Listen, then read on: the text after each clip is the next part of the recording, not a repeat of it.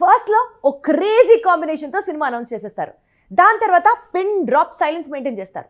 ఇంకొన్ని రోజులు గడిచాక సినిమా క్యాన్సిల్ అయిపోయింది అని అంటారు. సేమ్ టు సేమ్ ఇలాగే మాస్ మహారాజాకి జరిగింది, మెగాస్టార్ చిరంజీవికి జరిగింది, అండ్ ఇప్పుడు మన సుప్రీం హీరో తేజాకి కూడా అదే సినారియో కనిపిస్తోంది. ఏమై ఉంటుంది? సినిమా అనేది వ్యాపారం. హీరో మార్కెట్ ను బట్టి నిర్మాతలు బడ్జెట్ ను కేటాయిస్తుంటారు. 2-3 ఏళ్లుగా డిజిటల్ మార్కెట్ హీరోలకు ఫుల్ సపోర్ట్ గా నిలిచింది. ప్రొడ్యూసర్స్ కు కాన్ఫిడెన్స్ ను ఇస్తూ ఉండేది.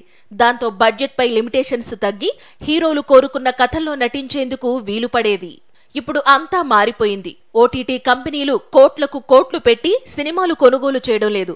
శాటిలైట్ మార్కెట్ పరిస్థితి కూడా అలాగే ఉంది. దాంతో తెలుగు సినిమా ఇండస్ట్రీలో యువ హీరోల కొత్త చిత్రాలకు అడ్డంకులు ఏర్పడుతున్నాయి. మొన్నటికి మొన్న డిజిటల్ మార్కెట్ కుప్పకూలడం వల్లే రవితేజ, గోపీచంద్ మలినేని కాంబినేషన్ లో ప్లాన్ చేసిన సినిమా ఆగిపోయింది. ఇప్పుడు సుప్రీం హీరో సినిమా కూడా సేమ్ హీట్ ఫేస్ చేస్తోందట. టాలీవుడ్ కు రచ్చ, బెంగాల్ టైగర్, సిటీమార్ లాంటి మాస్ హిట్స్ ఇచ్చిన సంపత్ నంది సుప్రీం హీరోతో మూవీ ప్లాన్ చేశాడు. హీరోయిన్ గా పూజ హెగ్డేను ఫిక్స్ చేశాడు. సినిమా పేరు గాజా శంకర్. ఇప్పుడు ఈ సినిమా ఆగిపోయిందంటూ పరిశ్రమలో కొద్ది రోజులుగా ప్రచారం సాగుతోంది. అందుకు తగ్గట్లే చిత్ర యూనిట్ లో క్లారిటీ కూడా లేదు.